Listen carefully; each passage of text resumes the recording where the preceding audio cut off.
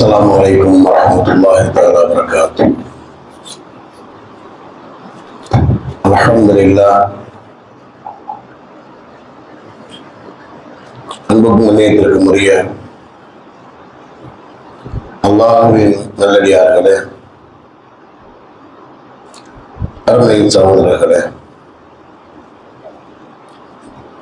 அல்லாஹ்வுடைய பெரும் கருணையினால்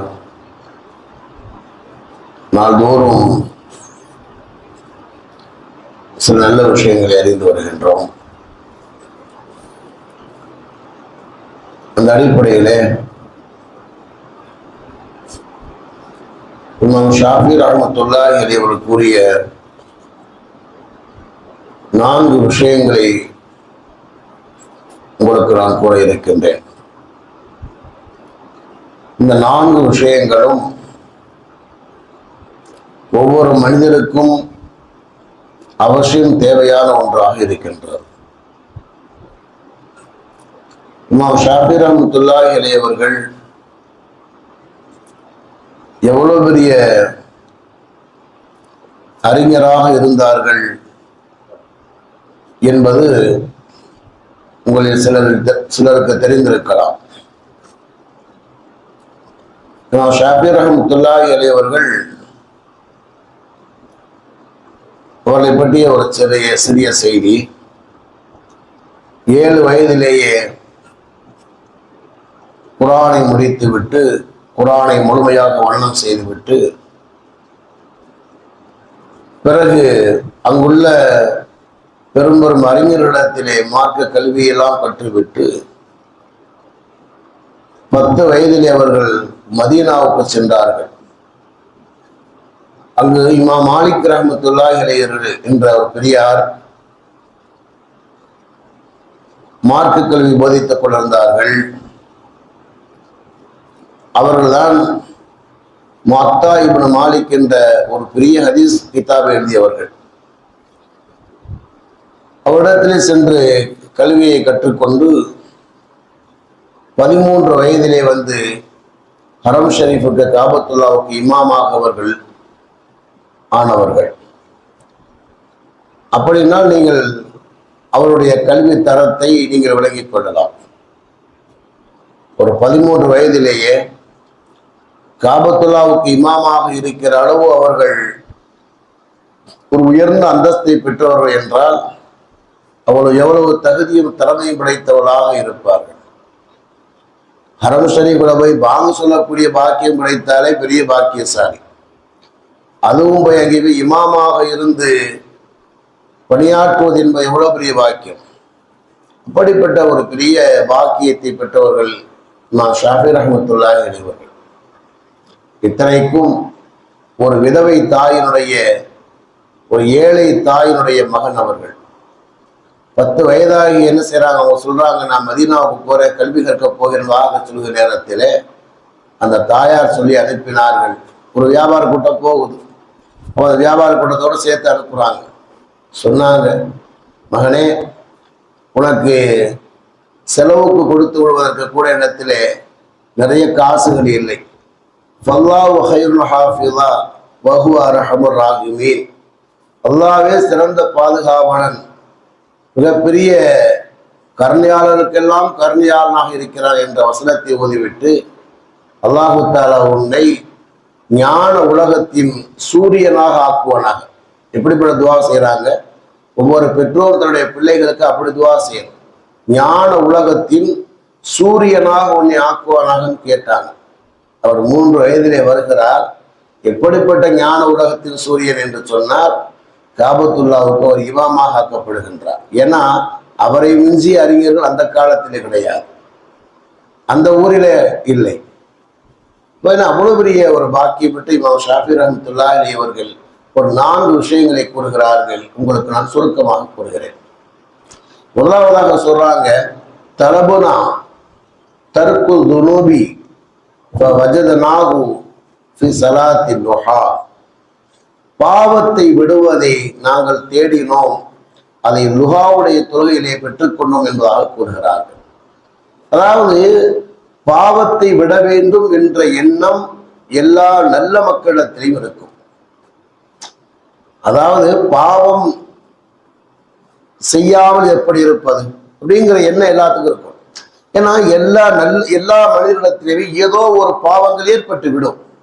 எந்த மனிதராக இருந்தாலும் ஏதோ அவருடைய சொல்லாலோ செயலாலோ ஒரு இபாதத்தின விஷயத்திலோ ஒரு கொடுக்கல் வாங்குடைய விஷயத்திலோ ஏதோ ஒரு குறை ஏற்பட்டு போகும்.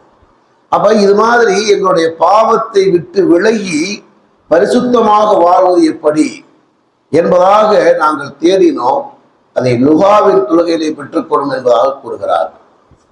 அறிஞர் பெருமக்கள் எழுதுகிறார்கள், லுகாவுடைய தொழுகை எப்படி பாவத்தை விட்டு பாதுகாக்கும் என்று சொன்னார். முதலில் விளங்கிக் கொள்ளுங்க, லுகா தொழுகை என்பது 2 ரக்காத்திலிருந்து 12 ரக்காத் வரைக்கும் தொழுகலாம் என்பது ஒன்று. லுகாவுடைய தொழுகை நேரம் 9 மணியிலிருந்து 12 மணி வரைக்கும் லுகாவுடைய நேரம். சரி, இந்த லுகாவுடைய தொழுகையை தொழுவதனால் எப்படி பாவத்தை விட்டு பாதுகாப்பு கிடைக்கும் அப்படின்னா சொல்றாங்க, பொதுவாகவே தொழுகைக்கு ஒரு தன்மை இருக்காது. இன்ன ஸலாத்தன்ஹா அனில் ஃபஹ்ஷாஇ வல் முன்கர். நிச்சயமாக தொழுகை என்பது மனிதனை பாவத்தை விட்டும் அருவருப்பான விஷயத்தை விட்டும் தடுக்கக்கூடியது என்பதாக அல்லாஹ் கூறுகின்றார். பொதுவாக தொழுகைக்கு பாவத்தை விட்டும் பாதுகாக்கின்ற தன்மை இருக்கிறது. அதே நேரத்திலே ஒருவர் காலை நேரத்திலே வியாபாரத்துக்காக அவர் செல்கின்றார், வேலைக்காக செல்கின்றார். அந்த நேரத்திலே அவர் என்ன செய்கிறார், ஒரு 2 ரக்காத்தை அல்லாஹ்வை தொழுதுவிட்டு அவர் செல்கிற நேரத்திலே இந்த விசேஷமான தொழுகை அவருக்கு பாவத்தை விட்டு விசேஷமான பாதுகாப்பை கொடுப்பதாக அறிஞர் பெருமக்கள் எழுதுகிறார்கள். பொதுவாக பாவத்தை விட்டு பாதுகாப்பு கிடைக்கும். இவர் காலையில் வேலைக்கு போறார், போறையிலே 2 ரக்காத் தொழுதுட்டு என்ன செய்யறார் போறார் அப்படின்னு கேட்டா, அந்த லுகாவுடைய தொழுகையை தொழுதுட்டு போறார் அப்படின்னா அவருக்கு விசேஷமான பாதுகாப்பையும் விசேஷமான எல்லா வகையான பாதுகாப்பையும் கொடுக்கும். குறிப்பாக பாவத்தை விட்டு பாதுகாப்பை கொடுப்பதாக எழுதுகிறார்கள். ஒரு செய்தி சுருக்கமா சொல்றேன். 2வதாக அவங்க சொல்றாங்க, தலபுனா நூறல் குபூர், கபருடைய ஒளியை நாங்கள் தேடினோம். திலாவத்தில் குரான், அதை குரான் ஓதுவதிலே பெற்றுக்கொள்ளும் என்பதாக கூறுகிறார்கள். பொதுவாகவே அந்த கபருடைய வாழ்க்கை எப்படி, அது ஒரு இருளான வாழ்க்கை தானே. பெருமானார் ஸல்லல்லாஹு அலைஹி வஸல்லம் சொன்னார்கள், அந்த கபர் ஆகிறது ஒவ்வொரு நாளும் அது கூறுகிறது, அபைத்துல் துல்மா, நான் தனிமையின் வீடாக, நான் இருளின் வீடாக இருக்கின்றேன், நீ ஒளியோடு வா. அனபைத்துல் வஹதா, நான் தனிமையின் வீடாக இருக்கிறேன், துணையோடு வா. அனபைத்துல் வஹஷா, நான் விஷஜந்துக்கள் நிறைந்த வீடாக இருக்கிறேன், பாதுகாப்போடு வா என்று சொல்லி ஒவ்வொரு நாளும் கபராகிறது மனிதர்களை பார்த்து கூறுகிறது. ஆக கபரு என்பது என்ன செய்யுது, ஒரு இருளான வீடு. அங்கே என்ன செய்யுது, லைட்டா இருக்குது, லைட்லாம் இல்லை. அப்ப என்ன செய்யுது அப்படின்னு, இந்த இருளான வீட்டுக்கு ஒளியாக இருப்பது எது என்று சொன்னால் குர்ஆன் ஓதுவதுதான். இது என்ன ஹதீஸினுடைய ஆய்வு அடிப்படையில் அவங்க சொல்றாங்க, சுயமாக சொல்லவில்லை, ஹதீஸினுடைய ஆய்வு அடிப்படையில் சொல்றாங்க. சரி, கபருடைய ஒளியாக எப்படி குர்ஆன் இருக்கிறது என்பதற்கு பெருமானாருடைய ஒரு ஹதீஸ் ஆதாரமாக இருக்கிறது. பெருமானார் ஸல்லல்லாஹு அலைஹி வஸல்லம் சொன்னார்கள், ஒரு மனிதன் அடக்கம் செய்யப்பட்டால் ஒளியினால் ஆன ஒரு மனிதர் அவரிடத்திலே வருவார். என்ன செய்வார், அந்த அடியார்கிட்ட கேட்பார், நான் யாருன்னு தெரியுமா? தெரியாது. அப்போது அந்த அடியார் சொல்லுவார், நான் தான் நீ உலகத்திலே ஓதிய குர்ஆனாக இருக்கின்றேன், உலகத்திலே ஓதிய குர்ஆனாக நான் இருக்கிறேன். நீ இந்த மண்ணறையிலே இருக்கும் காலம் எல்லாம் உனக்கு ஒளியாக, உனக்கு துணையாக, உனக்கு பாதுகாப்பு கேடயமாக நான் இருப்பேன். எனவே நீ நிம்மதியாக உறங்கு என்பதாக சொல்லி அவனை உறங்க வைத்து மறுமை நாள் வரைக்கும் அவனோடு துணையாக இருப்பார் என்பதாக ஹஜ்ரத் ரசூலுல்லாஹி ஸல்லல்லாஹு அலைஹி வஸல்லம் சொன்னார். அப்ப என்ன செய்யுது, அந்த குர்ஆன் ஓதுவது என்பது சாதாரணமானது அல்ல. அந்த தனிமையின் வீடு, உலகத்துல அந்த தனிமையின் வீடு, அந்த இருளான வீடு, அந்த அச்சமான வீட்டிலே வந்து துணையாக இருக்கும். அபூதர் கிஃபாரி அவர் பெருமானார் சொல்லுவாங்கல்ல, அவசினி யா ரசூலல்லாஹ், அல்லாஹ்வுடைய தூதருக்கு உபதேசம் பண்ணுங்கன்னு சொன்னாங்க. பெருமானார் சொல்லுவாங்க, அலைக்கு பி தக்வல்லாஹ், இறையச்சத்தை நீ பற்றி பிடித்துக்கொள். அதான் அனைத்து விஷயங்களுக்கும் அடிப்படையாக சொன்னாங்க. அவர் அடுத்து சொன்னார், சித்னி யா ரசூலல்லாஹ், அல்லாஹ்வுடைய தூதர் எனக்கு இன்னும் கொஞ்சம் சொல்லுங்கள் என்பதாக பெருமானார் சொல்றாங்க, அலைக்கு பி திலாவத்தில் குர்ஆன், குர்ஆன் ஓதுவதை நீ பற்றி பிடித்துக்கொள். அது இந்த பூமியிலே ஒளியாக இருக்கிறது, வானத்தினுடைய சேமிப்பாக இருக்கிறது என்பதாக சொல்லுவாங்க. அப்ப பூமியினுடைய ஒளி குரான், பூமியினுடைய மேலேயும் சரி கீழேயும் சரி எல்லா இடத்திலும் குரான் ஒளி. அதனால என்ன செஞ்சாங்க, ஷாக்கிரம் தலை கூறுகிறார்கள், கபருடைய ஒளி எதிரே இருக்கிறதாக நாங்கள் தேடினோம், குரான் இருப்பதை பெற்றுக் கொள்வதாக சொன்னாங்க. மூன்றாவதாக சொல்றாங்க, தலபனா ஒவ்வொரு சிராத்துல் முஸ்தகீமை கடக்கின்ற கவசம் எது என்பதாக நாங்கள் தேடினோம். நோம்பிலும் தான தர்மத்திலும் அதை பெற்றுக் கொள்வதாக கூறுகிறார்கள். சிராத்துல் முஸ்தகீம் எங்கே போடப்பட்டிருக்கிறது? நரகத்தின் மீது போடப்பட்டிருக்கிறது. அதை கடக்காமல் யாரும் சொர்க்கம் செல்ல முடியாது. அல்லாஹ் சொல்வார், இம்மின்கும் இல்லா வாரிதுஹா கான அலா ரப்பிக ஹத்வ மக்லியா. நரகத்தின் மீது போடப்பட்டிருக்கின்ற பாதையில செய்யறது பாலம். அது அந்த பாலம் என்பது என்ன பெருமானா சொல்லுவாங்க, அது ரோமத்தை விட மெல்லியது என்பதாக சொல்வாங்க. அதிலே கடக்குதல் என்பது அல்லாஹ்வுடைய அருள் இல்லாமல் யாரும் கடக்க முடியாது. அப்ப அதை எப்படி கடக்க முடியும் சொன்னார்கள், நோன்பிலேயும் சதக்காவிலேயும் இந்த பாக்கியம் இருக்கிறது. எப்படி பெருமானா சொல்லுவாங்க, சோமு ஜுன்னா, நோன்பு என்பது கேடயம் என்பதாக சொன்னார்கள். நோன்பு என்பது பாவத்தை விட்டும் தடுக்கின்ற கேடயம். நோன்பு என்பது நரகத்தை விட்டும் தடுக்கின்ற கேடயம். நோன்பு என்பது சைத்தானை விட்டும் தடுக்கின்ற கேடயம்.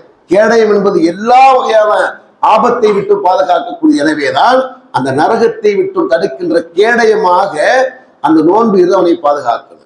பெருமானத்துல சதக்கத்துல் பலா வர்கலா, தான தர்மம் என்பது எல்லா வகையான பலா முசீபத்தை நீக்குவதாக பெருமானா சொல்லுவாங்க. பெருமானாருடைய ஒற்றை வரியிலே எல்லாம் அடக்கமாகிவிடும். எல்லா வகையான சோதனை ஒரு மனிதன் அனுபவிக்கின்ற, ஒரு மனிதன் சந்திக்கிற, வாழ்க்கையில சந்திக்கின்ற மிகப்பெரிய சோதனையிலே ஒன்றுதான் சிராத்துல் முஸ்தகீமை கடப்பது. அவ அந்த நேரத்திலே கடக்கின்ற கேடயமாக, பாதுகாப்பு கவசமாக அவருடைய தான தர்மம் வந்து நின்று அவனை இழுத்து செல்வதை பெருமானார் கூறுகிறார்கள். நாலாவதாக சொல்றாங்க, சொல்றாங்க, தலபுனா வில்லல் அரிஷ், அரிஷுடைய நிழலிலே அமரக்கூடிய பாக்கியத்தை எது பெற்று தருவாக நாங்கள் தேடினோம். நல்லடியாருடைய தொடர்பு, நல்லடியாருடைய நட்புறவு பெற்று தருவதாக சொன்னாங்க. நல்லடியார் நட்புறவு எப்படி பெற்று தரும்? அறிஞர் மக்கள்கிறார்கள், நல்லடியாரோடு நாம் சேருகிற நேரத்திலே அரிசியிலே சேர்க்கின்ற காரியத்தை அவர்கள் கற்றுத் தருவார்கள். பெருமானா ஹதீஸ்ல சொல்லுவாங்கல்ல, 7 வகையான மனிதர்கள் என்ன செய்வாங்க, அரிசியில் இருப்பாங்க. ஹதீஸ்ல பெருமானா சொல்றாங்க, 7 வகையான மனிதர்கள் அல்லாஹ்வுடைய அரிசியில் இருப்பாங்கன்னு. அந்த விஷயத்தை என்ன செய்வாங்க, நல்லடியாரோடு சேருகிற நேரத்தில் அவர் கற்றுத் தருவார்கள். அதற்கான வழியை அவர் காண்பிக்கிற நேரத்திலே என்ன செய்ய முடியும், அல்லாஹ்வுடைய அரிசி நிழலிலே அவர் இருப்பார். மறுமை நாள் எப்படிப்பட்டது, அல்லாஹ்வுடைய அரிசி நிழலை தவிர நிழலே இருக்காது. அந்த நேரத்திலே தரை செம்பு தகட்டிலே இருக்கும், சூரியன் 1 மைல் தூரத்திலே இருக்கும். அல்லாஹ்வின் அரிசி நிழலிலே அமர்கிற பாக்கியத்தை பெற்ற பாக்கியசாலிகள். அது எப்படி கிடைக்கும் சொன்னா, நல்லடியாருடைய உறவிலே இருக்க வேணும். என்ன செய்யும், அதை நாம் பெற்றுக்கொள்ள முடியும். லுக்மான் அலைஹிஸ்ஸலாம் தன்னுடைய மகனுக்கு சொல்லுவாங்க, மகளே, நல்லடியாருடைய சபையை கண்டால் அங்கு சென்று அமர்ந்து கொள். ஏன் என்று சொன்னால், எப்படி இறந்து போன பூமி மழை நீரை கொண்டு உயிர் பெறுகிறதோ, அது மாதிரி நல்லடியாருடைய உபதேசத்தை கொண்டு இறந்து போனுடைய உள்ளம் உயிர்ப்பிக்குவதாக சொல்வாங்க. அதனால் என்ன செய்யணும், இந்த 4 விஷயத்தை கடைபிடித்து இந்த 4 பாக்கியங்களை பெற்றுக்கொள்ளக்கூடிய பாக்கியத்தை அல்லாஹ் தஆலா நம் அனைவருக்கும் தந்தருவானாக. அல்ஹம்துலில்லாஹி ரப்பில் ஆலமீன். சுப்ஹானல்லாஹி சுப்ஹானக்கல்லாஹும்ம வபிஹம்திஹி அஷ்ஹது அல்லா இலாஹா இல்லா அன்த அஸ்தக்ஃபிருக வ அத்தூபு இலைக். ஆமீன். சுப்ஹான ரப்பிக ரப்பில் இஸ்ஸத்தி அம்மா யசிஃபூன். ஸலாமுன் அல்ஹம்துலில்லாஹி ரப்பில் ஆலமீன்.